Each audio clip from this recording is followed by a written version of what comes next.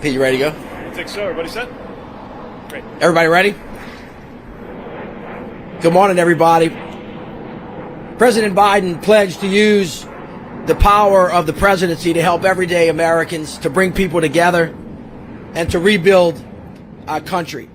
For decades, we have talked about Infrastructure Week. President Biden worked across the aisle to actually get it done. Promises made, promises kept. As you know from our announcements lately, every week is going to be Infrastructure Week. And this time, we'll actually be building stuff. President Biden's bipartisan infrastructure law is a once-in-a-generation opportunity to fix our crumbling infrastructure and invest in major projects that keep our economy working. In just the last 128 days, we have hit the ground running. Nearly $100 billion have been pushed out. Nearly $50 billion in notices are coming our way. We're making progress on ports, on airports, on clean energy and investments. This is the largest ever investment in broadband, rail, transit, clean energy, water, just to name a few. There are 375 projects in this bill, 125 of them are new, but I'm particularly excited about the announcement today, and I'm thrilled to be standing here with my partner, Secretary Pete Buttigieg, to talk about the infra, the mega, and the rural projects. $2.9 billion of investments to actually build big projects in the country, making it easier, simpler, faster, and better for the people of America. I'm thrilled to be here, and now I want to introduce to you Secretary Pete Buttigieg.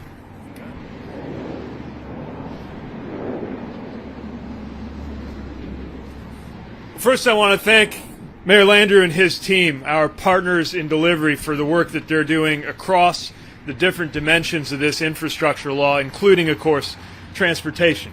And I want to thank the National Park Service for hosting us here today and making sure this was a success.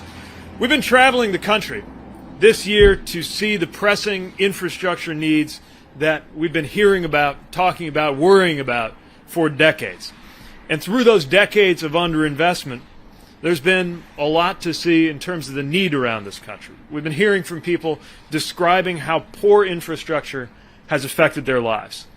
We've seen ports, bridges, and tunnels that the country relies on that are part of the lifeblood of our economy, but that are depending on technology that's more than a century old. The Hudson River tunnels, the best technology of 1910, clearly in need of an upgrade. We talked to truckers and small business owners in rural areas from Arizona to Alabama about the costs to livelihoods and families when local bridges are closed. In Syracuse, we saw where a black community had been divided by the old construction of a highway and met leaders who were working with optimism and vision to establish new connections. And we've also seen how Americans are united around that urgent need to make these improvements. Now, because of President Biden's bipartisan infrastructure law, we are now able to answer that call with a historic investment. In recent weeks, we've launched the effort to fix an estimated 15,000 bridges around the country. We've put forward the largest ever investment in our port infrastructure development program to move goods more quickly and smoothly. And now we're taking another major step that is going to improve everyday life in America with a $2.9 billion commitment to communities across three programs: infra, a mega projects program, and the rural transportation rural surface transportation program. So together, mega, infra, and rural, representing $2.9 billion for transportation infrastructure projects like transit, rail, highways, freight, and a lot of bridges. And we've done something new this time, which is one combined application for three marquee intermodal programs with a shared set of criteria. And the reason we're doing that is to make the process more simple and straightforward to apply for and to navigate. In the same way that a common application for college spares you having to fill out a zip code 7 different times on 7 different pieces of paperwork, we can use a smoother, smarter process to reduce the burden and make this process fairer, especially for smaller communities.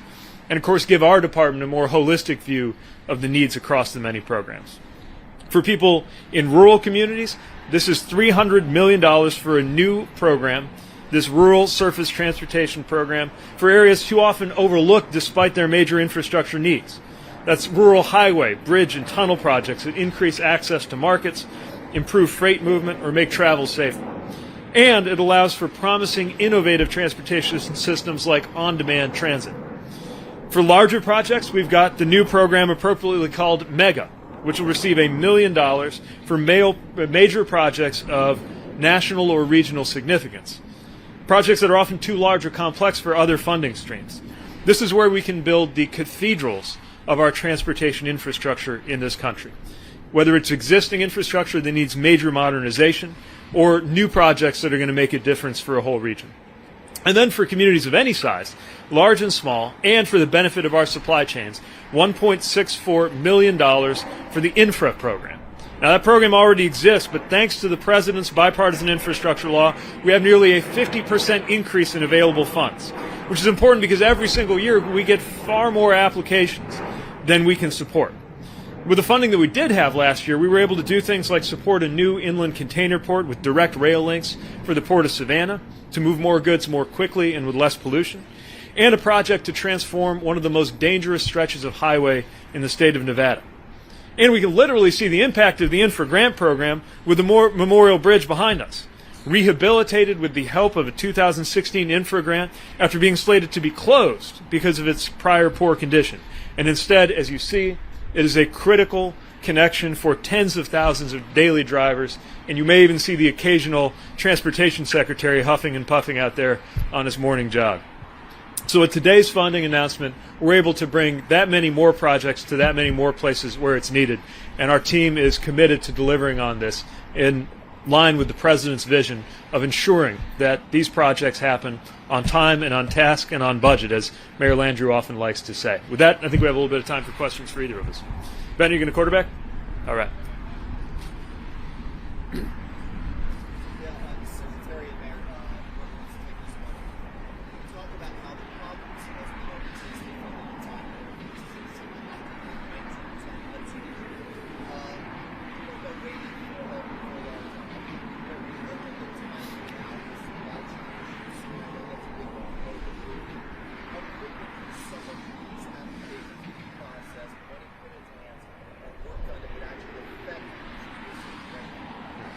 So this money is set up so that we can make the awards this same calendar year. Now again, when it comes to the mega projects, these cathedrals, obviously a lot goes into that, planning, engineering, construction. Some of the other projects we think can happen on a quicker timeline. When you look across infra and some of these rural opportunities, we think those can move in shorter order. And of course, throughout this year, in addition to the 3 notices of funding opportunity we've combined into one for today's announcement, you're going to be seeing dirt moving and people on the job on everything from infrastructure programs we're supporting through the RAISE effort to those electric vehicle chargers that we want to get out as quickly as possible. And I would just reiterate to remind you that 110 days in, we've pushed out over $100 billion of notices to the states across the entire infrastructure plan as well. Look.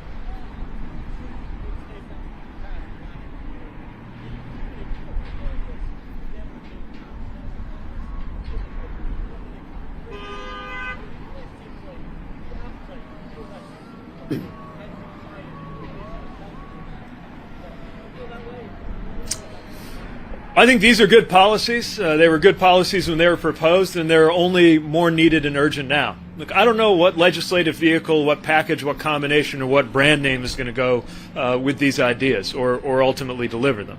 But they are an important part of how we're going to move forward as a country, and they do benefit our transportation infrastructure agenda too. And I'll just give you one example. If the President's proposals on child care, which the vast majority of the American people support, if they were to pass, that would make it easier to get more people into the workforce to actually build and develop these infrastructure projects. When I'm traveling the country saying, okay, what do you need in order to get people to be able to be part of that workforce we need just in order to make sure this happens now that we funded it? One of the things we hear is that childcare is an obstacle for a lot of workers, often women, to be able to get these good paying jobs that were created. So it's just one example of how these things are connected. We're going to keep pushing for them, but of course, we've got plenty on our plate right now just delivering this transportation funding.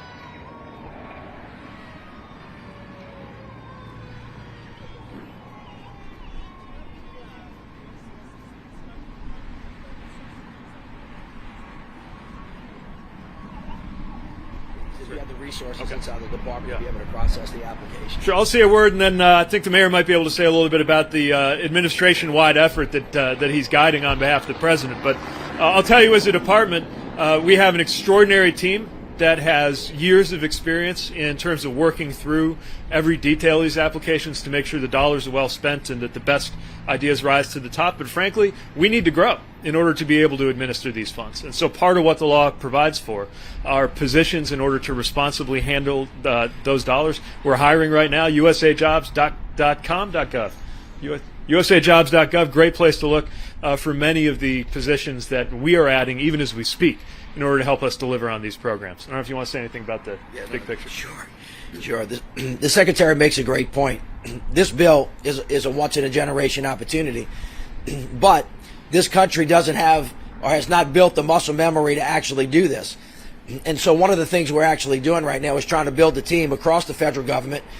We're also working with governors and mayors, and we're also aware of the workforce development challenges that we have. As the secretary told you, one of the great things that the president has been trying to do is to create an opportunity for people to actually get to work. So, yeah, we've got money to do it, but it's going to be a challenge over time to actually build the workforce to get it done. We're in the process of trying to make that happen.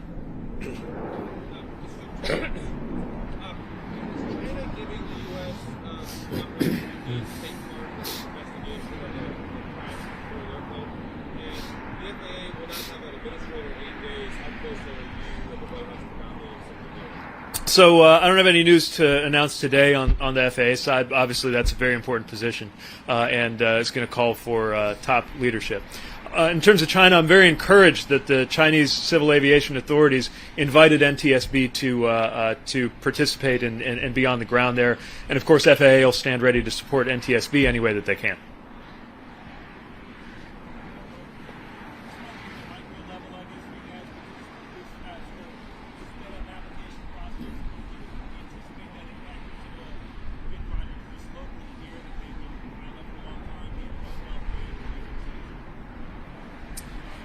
Yeah, the mayor came to see us just a few days ago with Union Station on her mind. There's the H Street Bridge and a number of other projects that need attention right here in the local area. And so what we're doing is we're making clear some of the pots of funding, like the ones that we're announcing today, that they should consider applying for, where many of these visions would be eligible. Now that bill, that's not written in terms of projects, right? It's written in terms of available funding, but there's no question in my mind that we will get a lot of compelling applications from right here in the DMV area. All right, you guys, thank you. All right. Thanks a lot.